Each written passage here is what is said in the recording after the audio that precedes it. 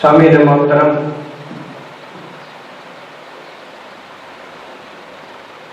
آج کا موضوع گفتگو انسانی حقوق کے حوالے سے ہے کہ اسلام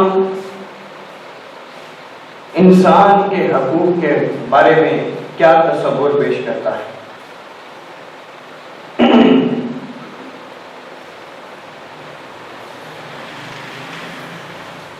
اللہ رب العزت نے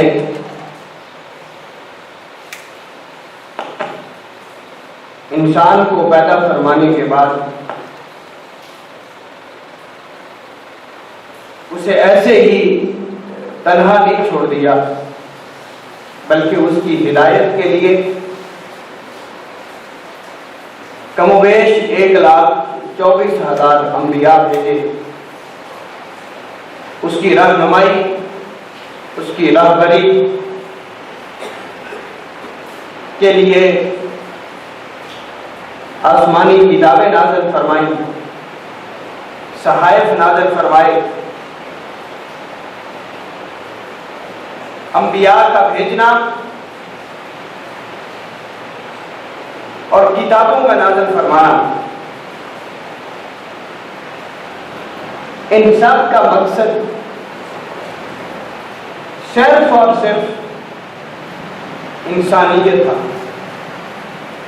انسانیت کی اصلاح تھا،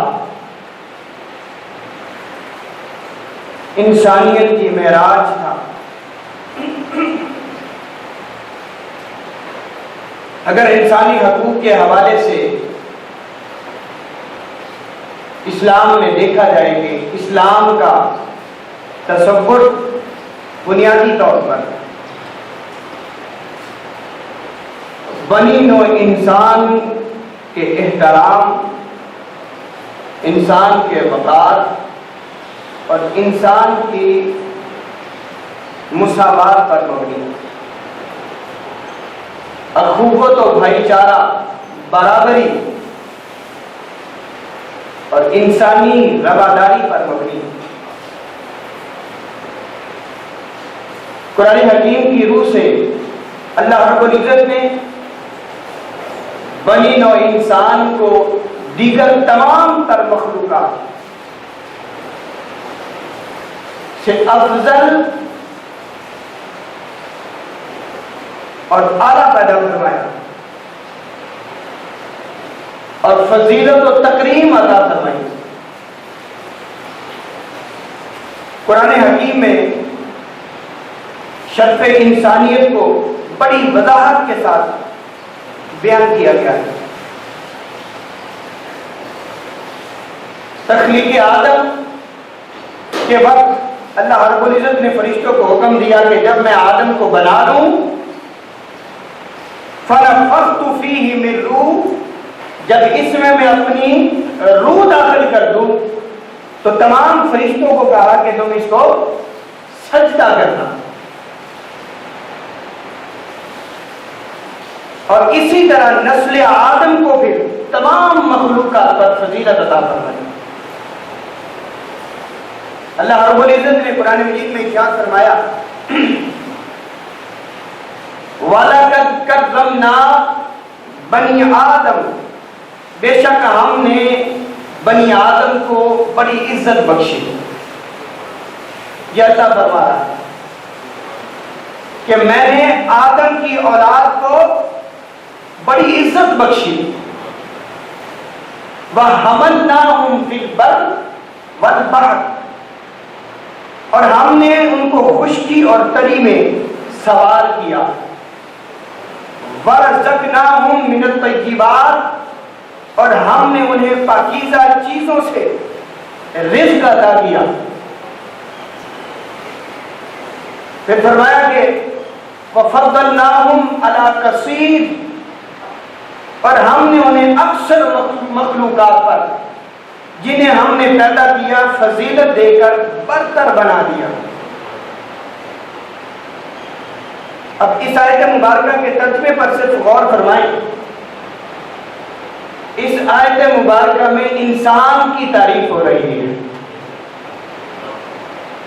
روئے زمین پر جتنی بھی مخلوقات ہیں یا جتنے بھی جہان ہیں اور ان جہانوں میں جتنی بھی مخلوقات ہیں، اللہ فرما رہا ہے میں نے تمام مخلوقات سے اے انسان تجھے افضل بنایا، تجھے فضیلت عطا کی، اور فضیلت بھی ایسی کہ اس طرح کی تکریم، اس طرح کی عزت، اس طرح کی عظمت کسی اور مخلوق کے پاس نہیں ہے.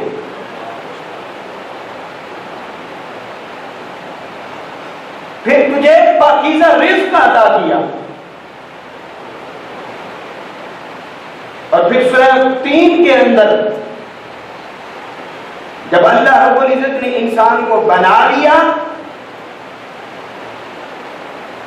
تو 4 بڑی قسمیں کھائیں، بڑی معروف، اور ہر کسی کو تقریباً سورہ مبارکہ یاد ہے. وہ اللہ رب العزت ارشاد فرماتا ہے بتین انجیر کی قسم، والزیتون اور زیتون کی قسم، وطور سینین اور طور سینا پہاڑ کی قسم، بہذا البلد الامین اور امن والے شہر مکہ کی قسم. یہ 4 بڑی قسمیں کھائیں، ذرا توجہ کیجیے گا. اللہ رب العزت سے بڑھ کر کوئی سچا ہے؟ اللہ خود قرآن مجید میں ارشاد فرماتا ہے اصدق من اللہ حدیثا، مجھ سے بڑھ کر سچی بات کس کی ہو سکتی ہے؟ خدا سے بڑھ کر سچا کوئی نہیں، خدا سے بڑھ کر قادر کوئی نہیں. اب بتائیے کہ جو سب سے بڑا سچا ہے، ہر چیز پر قادر ہے، ہر چیز اس کے احاطے میں ہے، وہ کسی کے احاطے میں نہیں. وہ خالق ہے، وہ مالک ہے، وہ جہانوں کو پالنے والا ہے. اگر وہ یوں بھی کہہ دیتا یہ 4 قسمیں نہ کھاتا، ایسے ہی کوئی بات کہہ دیتا، تو کیا وہ بات جھوٹی ہو جانی تھی؟ بولیے، اسے کسی قسم کے کھانے کی ضرورت ہے؟ لیکن اگر ہی اللہ رب العزت یہاں پہ قسم کھا رہا ہے تو سامعین محترم یقیناً آگے بات بھی بڑی ہو رہی ہے. وہ ایک قسم کھا کے بھی کہہ دیتا، بغیر قسم کے بھی اعلان کر دیتا تو بات تو سچ تھی. لیکن اگر وہ یہ 4 قسمیں کھا رہا ہے کہ انجیر کی قسم، زیتون کی قسم، طور سینا پہاڑ کی قسم اور امن والے شہر مکہ کی قسم، اگر وہ یہ 4 قسمیں کھا رہا ہے تو یقیناً آگے اعلان بھی کوئی بڑا ہو رہا ہے، کوئی معمولی بات نہیں وہ کر رہا. قرآن کی تو ویسے بھی کوئی بات کوئی معمولی نہیں ہے، اپنی جگہ پہ بے انتہا اہمیت کا حامل ہے قرآن مجید، جس کی نہ کوئی حد ہے نہ حساب ہے. کلام الہی ہے، اس سے بڑھ کے سچا کلام کوئی نہیں. اس کے باوجود اللہ پھر 4 بڑی قسمیں کھا رہا ہے تو یقیناً اس کے آگے ایک بڑا اعلان ہے. 4 قسمیں کھانے کے بعد اللہ کیا کہہ رہا ہے؟ لَقَدْ خَلَقْنَا الْإِنسَانَ فِي أَحْسَنِ تَقْوِيمٍ، اے انسان میں نے تجھے بڑا خوبصورت پیدا کیا. اے انسان اپنی قسمت پہ رشک کر. وہ رب کائنات جو روح زمین کو پیدا کرنے والا ہے، تمام جہانوں کا وہ خالق ہے، مالک ہے، اس نے کسی مخلوق کو پیدا کرنے کے بعد اس کی اس طرح فضیلت اور بڑائی نہیں بیان کی جس طرح انسان کو تیری تعریفیں کر رہا ہے.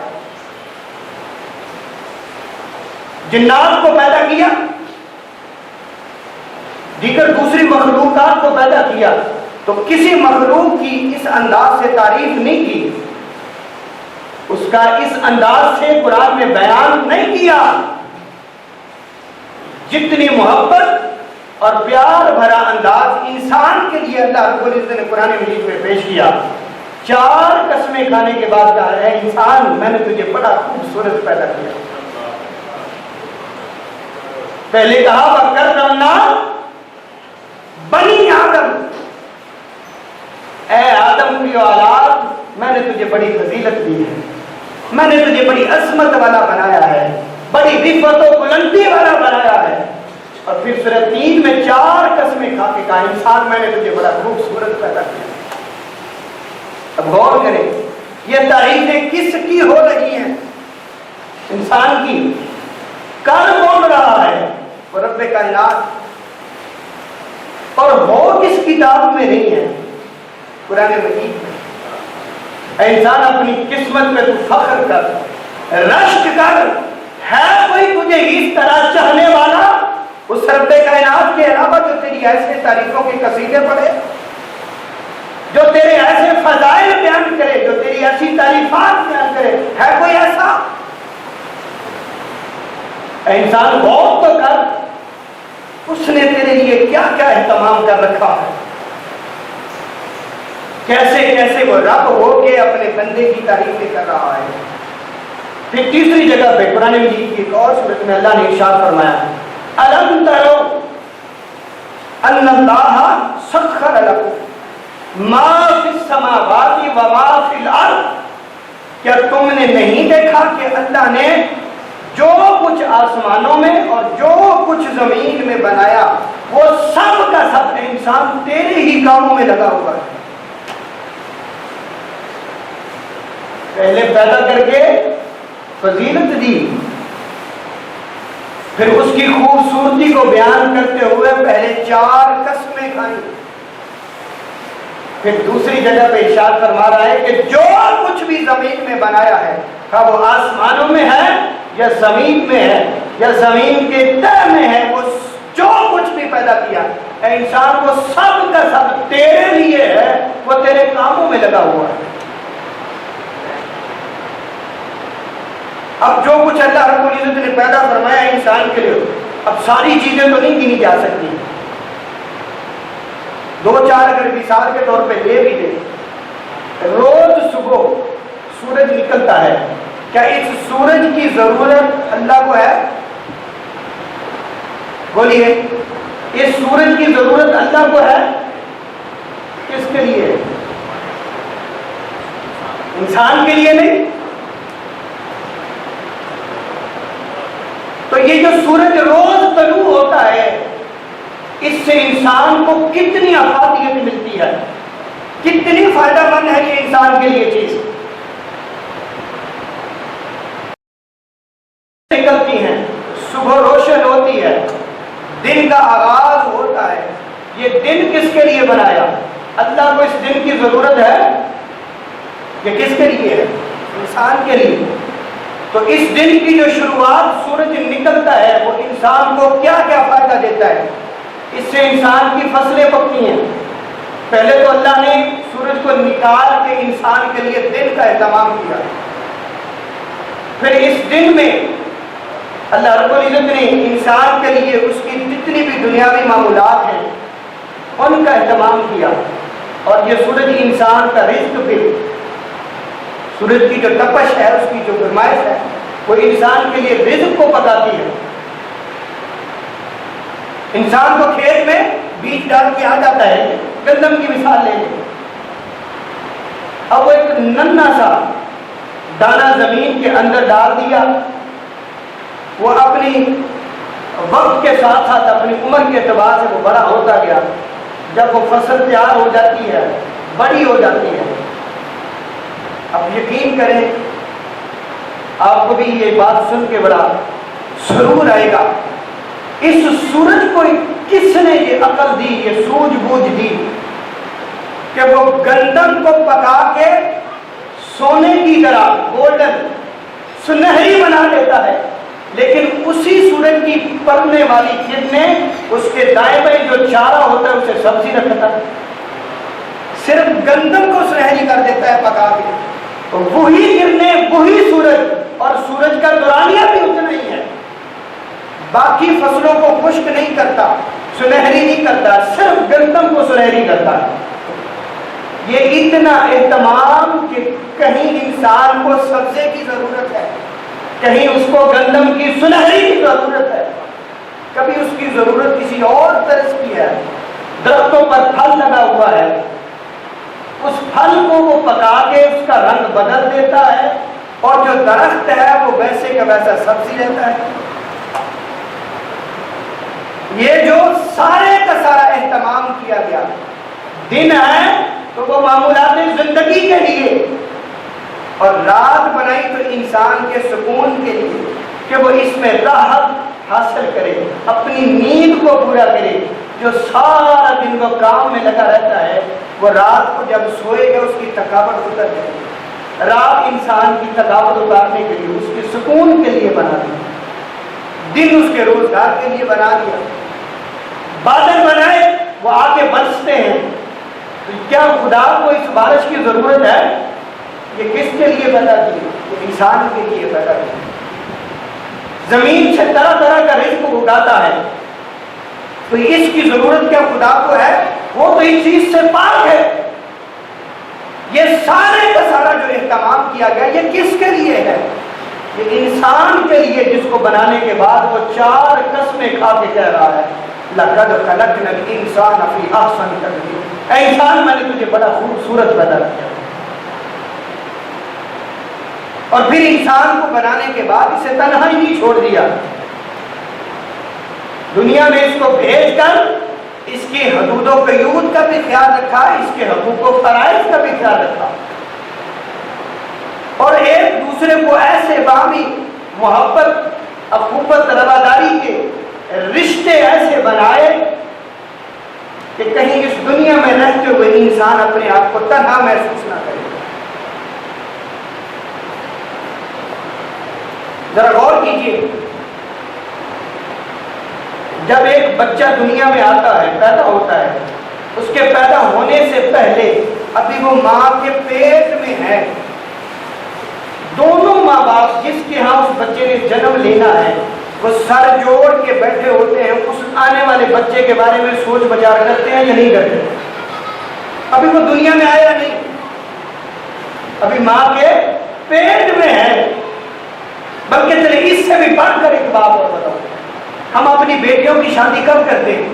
جب وہ جوان ہو جاتی ہیں، ایسے ہی بڑی عمر میں ہم اپنی بیٹیوں کی شادی کرتے ہیں، جب وہ جوان ہو جاتی ہیں۔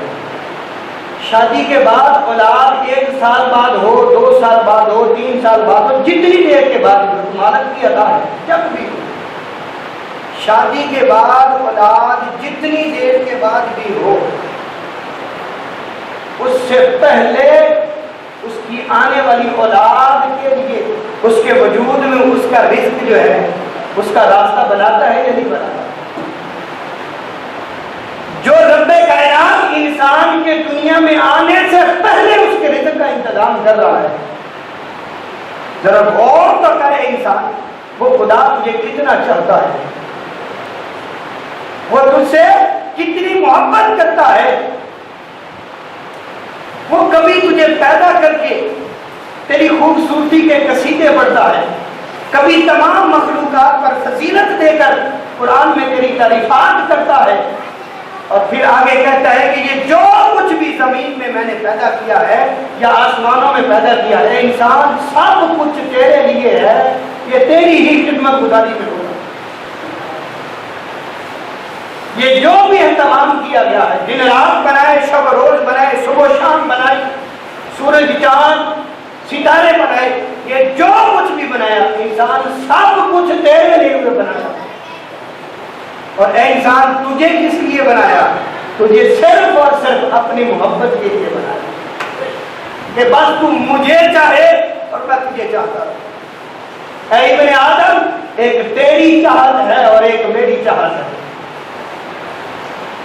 یاد رکھ، ہوگا پھر وہی جو میری چاہت ہے۔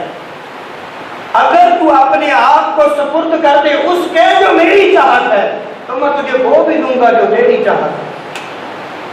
لیکن اگر تو تو نے اس کی مخالفت کی جو میری چاہت ہے تو میں پھر اس میں پھنسا دوں گا جو تیری چاہت ہے.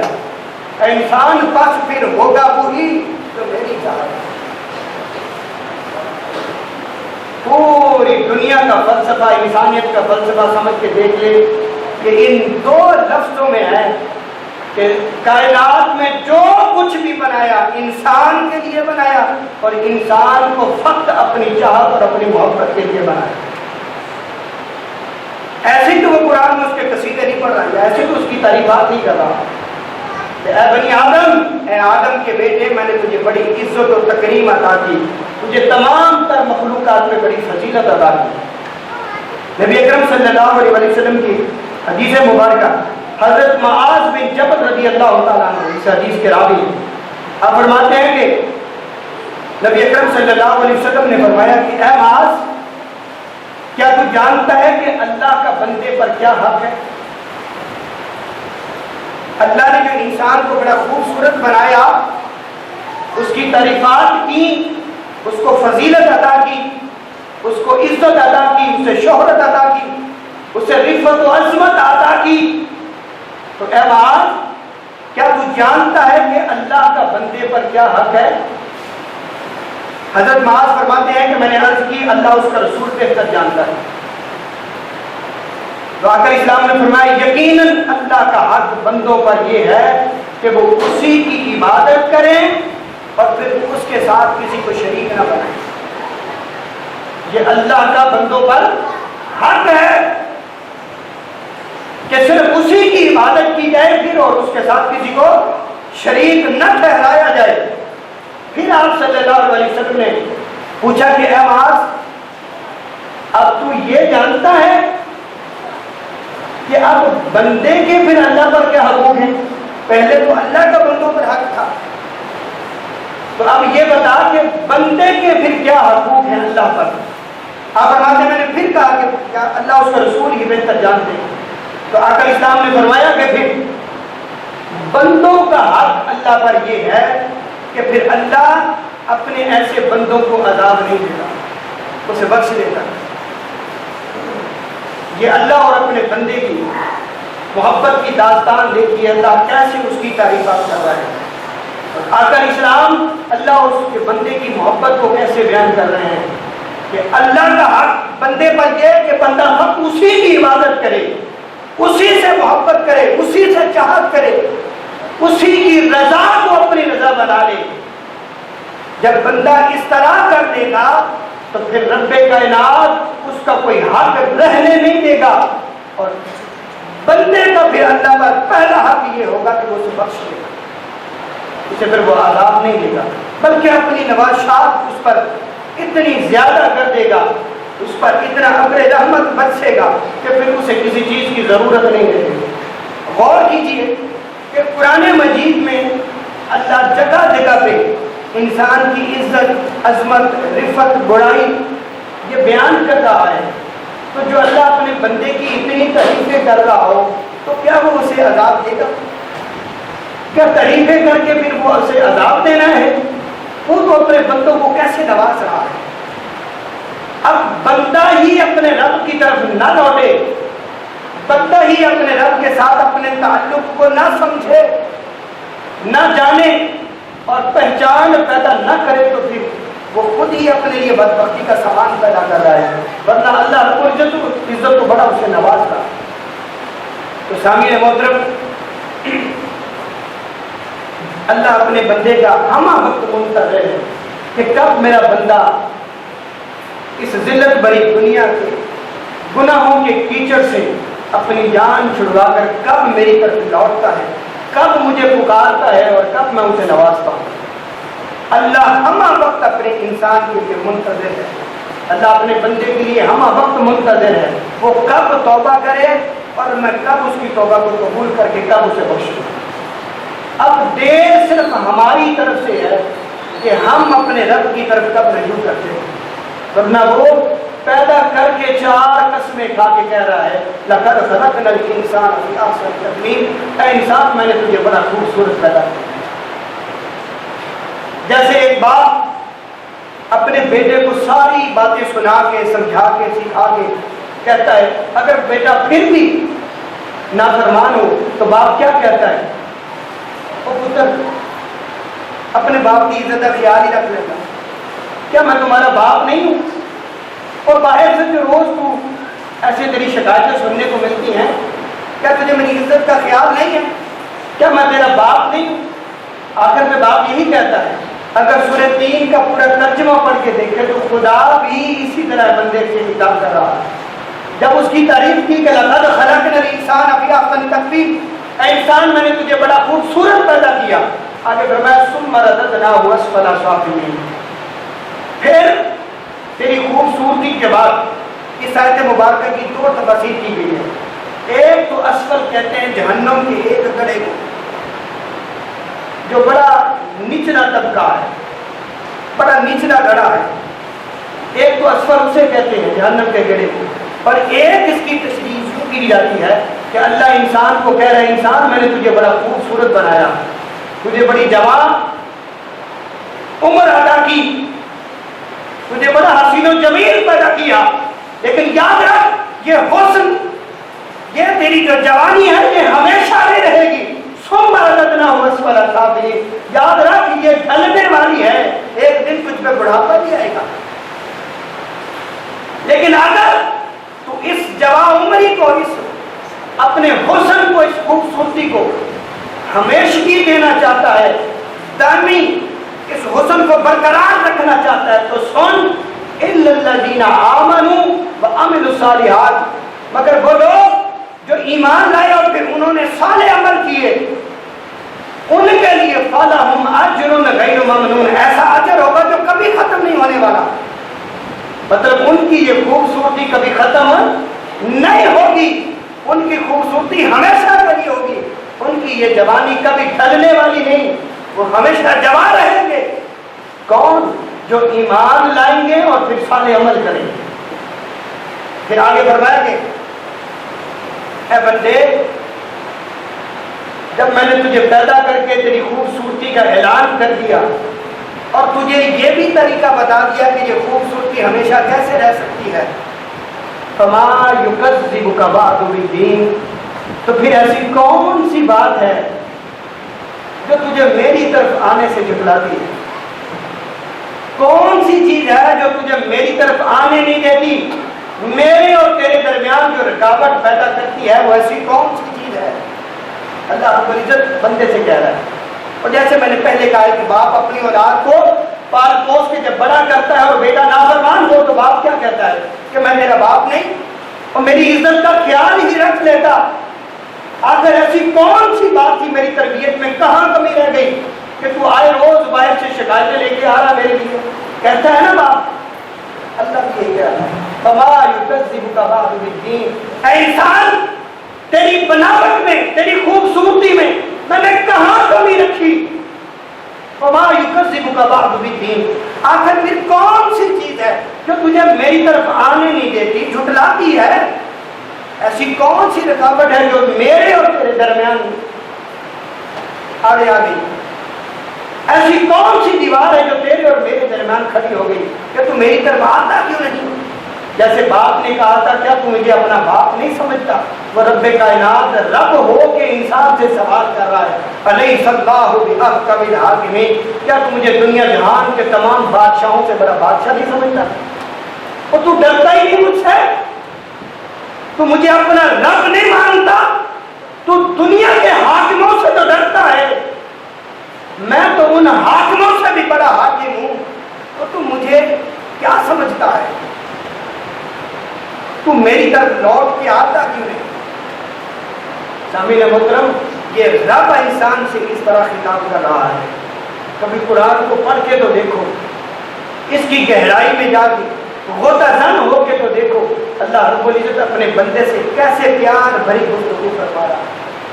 اور جہاں کہیں سمجھانے کے باوجود جب انسان نہیں سمجھتا تو وہاں پہ اس کی سخت وعیدیں بھی پھر ہیں، اور وہ وعیدیں تب ہیں جب انسان سمجھتا نہیں ہے، ورنہ اس نے سمجھانے کے جو انداز اپنائے قرآن میں وہ تو سراپا محبت ہے، وہ تو محبت سے بھرے ہوئے۔ آخر میں چلے دو چار نمازی اور بھی آ گئے. ایک بھائی نے نماز کے بارے میں مسئلہ پوچھا ہے، وہ میں سب کے سامنے آپ کو گزار کرتا ہوں. میں نے اکثر و بیشتر پہلے بھی جتنے بھی جمعے گزرے ہیں آپ لوگوں سے درخواست کی ہے، اس بات کو مذاق نہ لیں. سنتے ہیں، اب ممبر رسول پہ بیٹھ کے بندہ کو جھوٹ تو نہیں بول سکتا. ہر پیار سے، محبت سے، احادیث مبارکہ کی روح سے، قرآنی آیات کی روشنی میں وہ بات سمجھائی ہے. اس کے باوجود پتہ نہیں کس طرح کی سوچ ہے، کیسی سمجھ ہے، عمل ہی نہیں کرتے. میں نے بارہا بار کہا کہ جب آپ جمعے کی نماز ادا کرنے کے لیے یہاں آتے ہیں تو دو فرض پڑھ کے میرے بھائیوں، نوجوان خاص طور پہ دو فرض پڑھ کے بھاگ نہ جایا کرو. آپ ظہر کی نماز چھوڑ جاتے ہو. جمعے والے دن جو ظہر کی نماز ہے کہ جمعے کی سنتیں بن جاتی ہیں، لیکن نماز تو حکم وہی رہے گا. دو فرض پڑھے، امام صاحب ابھی سلام پورا نہیں پھیرتے، کچھ دوست دعا بھی نہیں مانگتے، اٹھ کے بھاگ جاتے ہو. اتنے اہتمام کے ساتھ مسجد میں آتے ہو اور پھر بقیہ نماز پوری کیے بغیر ایسے اٹھ کے چلے جاتے ہو. کیا فائدہ کیا ہوا؟ پھر اس کو دو فرضوں کے پڑھنے کا کیا فائدہ ہوا؟ آئے بھی آخر میں اور جانے میں بھی پہل کر لی. اگر تو کوئی شرعی مجبوری ہے کہ یا کچھ کوئی بندے گھر میں جا کے بقیہ نماز پڑھتے ہوں گے تو چلو ان کی بات تو سمجھ آتی ہے. اگر باہر جا کے ایسے ہی نکروں پہ کھڑے ہونا ہے، پھٹوں پہ بیٹھنا ہے، دوست احباب کے ساتھ گپ شپ لگانی ہے، تو یار 8 دن کے بعد یا 7 دن کے بعد جو نماز جمعہ آئی ہے اس سے تو کم از کم پورا پڑھ کے چلے جائیں. دیر کتنی لگے گی؟ 5-10 منٹ اور لگ دیں گے. وہ ادھوری نماز چھوڑ کے بھاگ جاتے ہیں. نبی اکرم صلی اللہ علیہ وسلم کا فرمان ہے، اسے اپنے ذہن دل میں جگہ دینا. آقا اسلام نے مومن اور منافق کی مثال دی ہے. غور کیجئے گا، اس سے بڑھ کے بڑی دلیل نہیں ہوگی. آگے آپ لوگوں کی مرضی.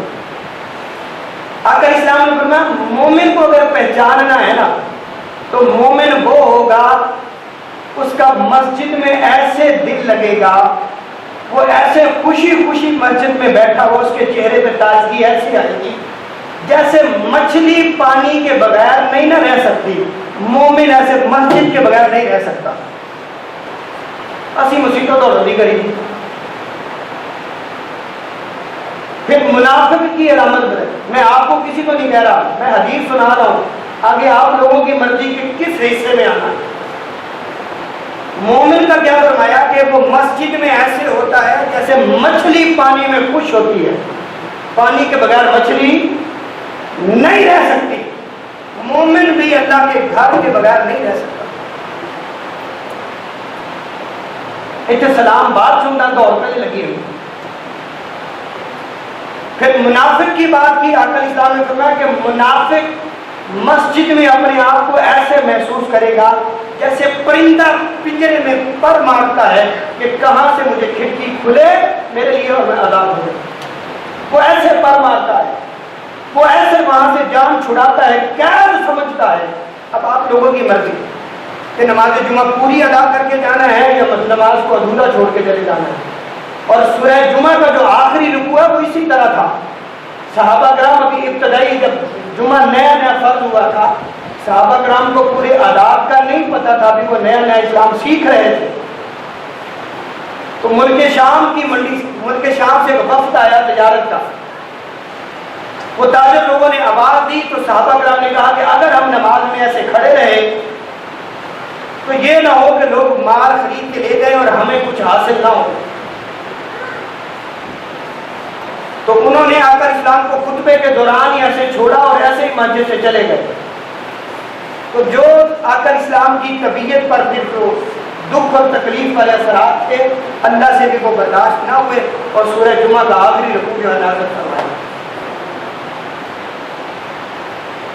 اور اس کے آخر میں فرمایا واللہ خیر الرازقین. اے انسان جس رزق کے تو پیچھے بھاگتا ہے سن، میں سب سے بہترین رزق دینے والا ہوں. سو مسجد میں خوشی خوشی آیا کرو، نماز دل جمی سے پڑھا کرو، مگروں لون والی نماز نہ پڑھا کرو. بات، آپ لوگ لیٹ ہیں تو نماز بھی خود بخود لیٹ ہو رہی ہے. پہلے آیا کریں تاکہ یہ مسائل ہم سیکھ. ادھر آپ آئیں گے باہر کسی کے پاس نہ وقت ہے دین سیکھنے کے لیے اور نہ سکھانے کے لیے ہی ہے.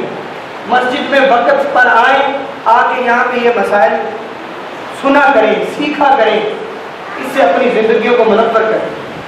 فجر کی سنتوں کے متعلق اگر جماعت کھڑی ہے اور بعد میں آنے والے نمازی کو اتنا پتہ ہے کہ میں 2 رکعت اگر سنت ادا کر لوں میری فرض نماز نہیں رہے گی، میں جماعت کے ساتھ مل جاؤں گا، پھر وہ پیچھے ہٹ کے سنتیں ادا کر سکتا ہے. لیکن یہ اس شخص کے لیے ہے جو روز کا معمول بنائے کہ گھر سے لیٹ اٹھ کے آئے، یہ اس کے لیے نہیں. شاذ و نادر 5 وقت کا نمازی ہے، باتکال بشریت کہیں آنکھ لیٹ کھلی اور اس نے آ کے دیکھا کہ مسجد میں جماعت ہو رہی ہے، تو وہ پھر جس صف میں جماعت ہو رہی ہے اس کے پچھلی صف میں کھڑا ہو کے سنتے نہ پڑے، بلکہ 2-3 صفوں کا درمیان میں وقفہ دے، تاکہ بعد میں آنے والا اگر کوئی اس سے بعد میں آ رہا ہے اور وہ گھر سے سنتے پڑھ کے آ رہا ہے تو کم سے کم اسے پتہ چلے جماعت اگلی صف میں ہے، یہ جو طرح پڑھنے والا ہے اس کی سنتے رہ رہی ہے، تو اس کے ساتھ آ کے نہ کھڑا ہو جائے. تو آقا اسلام نے فرمایا کہ ان سنتوں کے بارے میں کہ جو فجر کے فرائض اور اذان کے درمیان میں جو 2 رکعت نماز ادا کرتا ہے وہ دنیا و ما فیہا کے تمام تر معاملات سے بھی افضل ہے. تو وہ افضلیت اس چیز کی تبھی رہے گی جب آپ جماعت سے پہلے آ کے پڑھیں گے، اور اگر صرف عین جماعت کے ٹائم پہ آ کے پڑھیں گے تو شرعی عذر ہوگا تو قابل قبول ہے، اور اگر وہ روز کا معمول بنا لے تو پھر اس نے آقا کے اس فرمان کو کوئی اہمیت نہیں دی، اس نے اسے اپنی دنیا کے روزمرہ کے معمولات میں شامل کر دیا. تو وہ جس طرح پھر نبی کے فرمان کو اہمیت دے گا ویسا ثواب پا لے گا. تو کوشش کیا کریں، نماز پڑھنی ہے. آپ جیسے ہی سیانے جو بزرگ بیٹھے ہیں بڑے، انہوں نے یہ کہاوت بنائی ہوئی ہے، ویلے دی نماز تے کدیلے دیاں کہتے بس آخری بات ہے، ویلے دی نماز کہ ویلے دیاں چکرا. اللہ پاک کی بارگاہ میں دعا ہے کہ اللہ پاک ہم سب کو عمل کرنے کی توفیق عطا فرمائے اور وقت پر مسجد میں آنے اور نماز کو باجماعت ادا کرنے کی توفیق عطا فرمائے. باقی دعوانا الحمدللہ.